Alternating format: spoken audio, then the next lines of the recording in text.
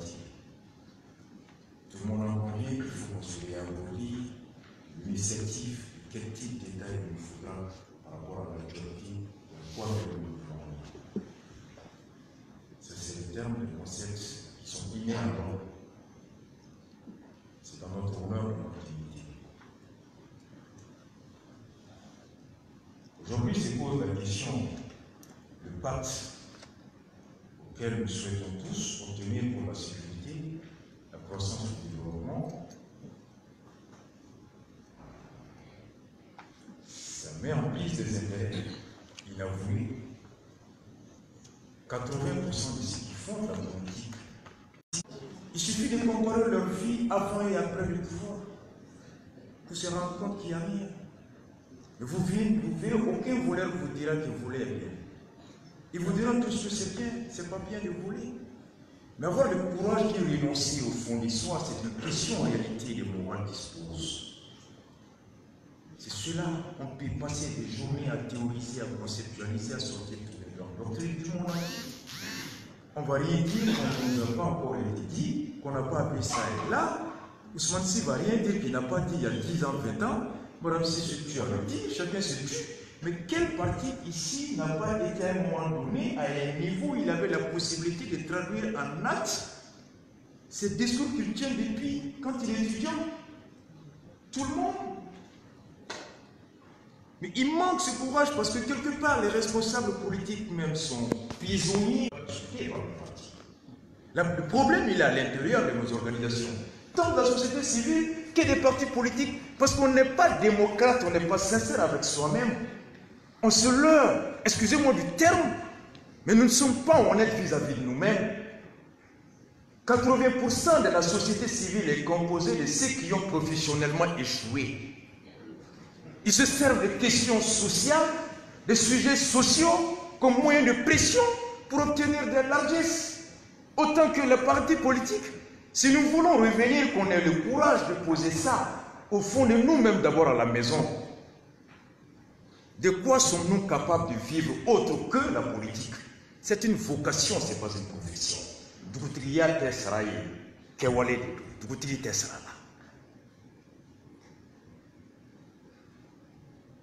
Le frère l'a dit.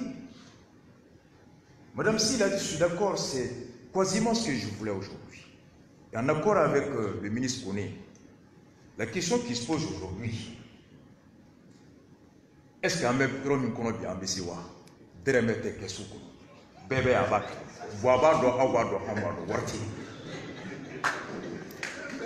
on parle de la sécurité. Elle tient à des moyens qui nécessitent de l'argent. Le monsieur de la culture l'a dit, même pour danser, il faut d'abord avoir mangé. Fin de cloner mes war. À mes révisions, même dialogue avait financé naï. Problème bimbi, Malika anga jo, croyez, na yanaka jo, ambe bolo bi chokodi. Aux questions fla des bambous. Tout en se projetant dans le futur, nous devons d'avoir de quoi aujourd'hui maintenir et gérer l'existant. On ne peut pas y faire face. Nous voulons tous la révision constitutionnelle. Même si nous étions opposés il y a 2 ans, 3 ans dans Abana pour des raisons, les élections présidentielles ont été l'opportunité pour chacun et chacune d'entre nous d'évaluer au moins les limites de nos institutions, de se rendre à la nécessité d'apporter des réformes. Indispensables. 2 exemples concrets. Notre constitution à l'état actuel ne permet pas à un tiers directement d'engager la responsabilité des membres de la Cour constitutionnelle. C'est par ses pairs. Nous n'avions pas prévu en 92 qu'il était possible que les 9 sages puissent s'entendre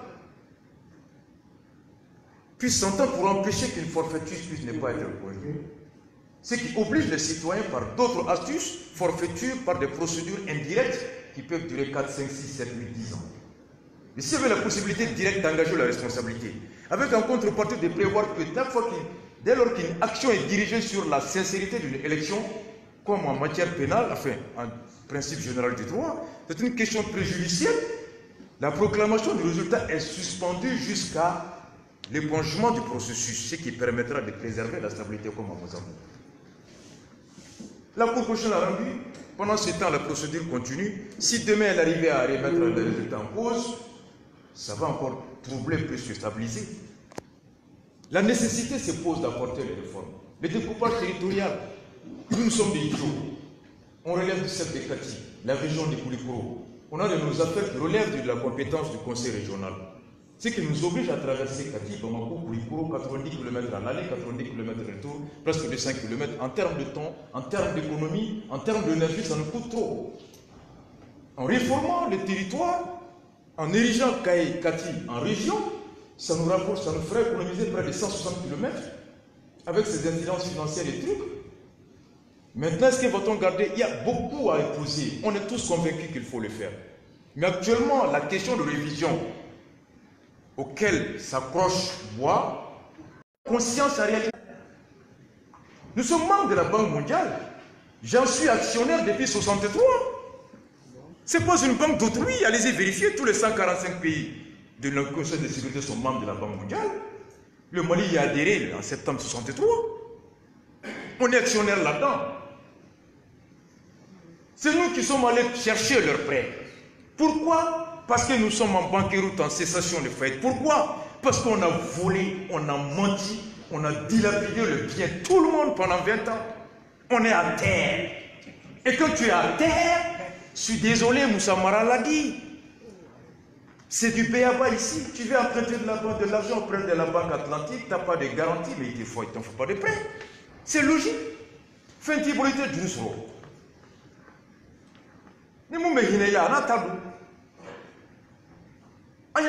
Il faut rassurer la communauté internationale. C'est pourquoi je suis d'accord avec Mme Si en expliquant Ibeka Bois aujourd'hui.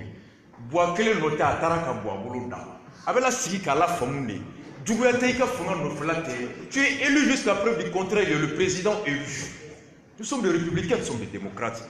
Mais la situation est telle aujourd'hui qu'actuellement, nous sommes obligés aujourd'hui, à travers ce front-là, de prendre langue avec la communauté internationale pour qu'elle puisse retrouver notre interlocuteur en qui, cette fois-ci, elle puisse accorder sa confiance et accepter de revenir à la table de négociation, et cette fois-ci avec des gages sérieux, qu'on puisse rééchelonner le report des élections, du référendum. C'est la communauté internationale qui l'impose, et à juste raison. À juste raison, je suis désolé. On s'est engagé à le faire.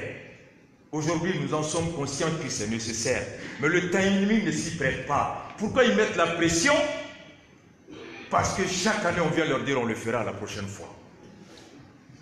Vous vous mettez à la place de la France, des États-Unis. Je me mets à leur place, je suis d'accord. C'est l'argent de mes contribuables qui est financé ici. Je suis d'accord.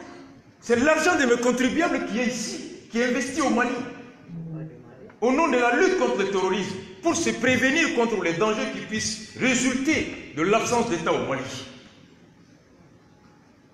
On est financé où, moi? Comme l'a dit Sankara, cette aide doit nous servir de pouvoir céder et pour ne plus dépendre de notre aide. Une aide qui nous aide à nous passer de l'aide. J'en ai fini. Donc, franchement, j'adhère à 200%. La vision de Mme Si, c'est la conclusion. Le gouvernement de mission, il le faut comme l'a dit Modibo. Actuellement, il y a un gouvernement d'union nationale fin facile. A ministère Bébéga parti à siège, Bébéga commerçant au Bédi Monato. Ça c'est vrai. A Bébéga, à la Cambe, ça va, à la Cambe, au Bédi.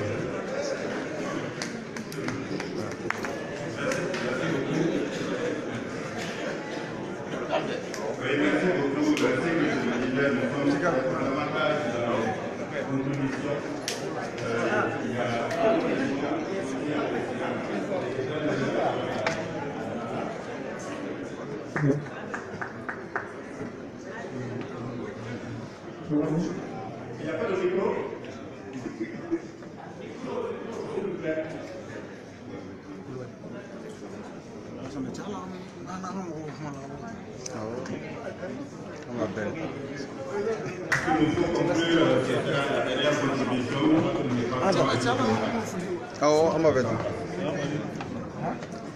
Ça va? Ça va bien. Ça va?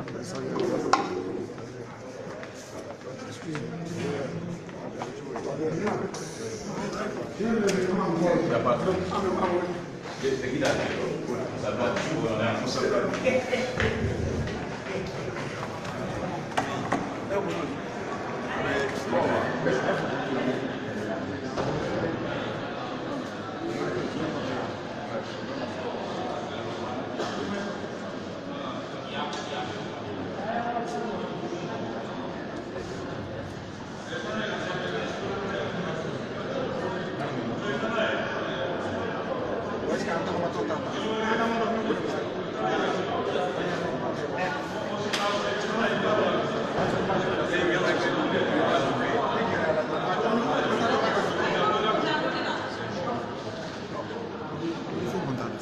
Non, fui da atmos, no, anche sono da casa. Ma non è magari il figlio che sono hai impressione. Sono venuto a fare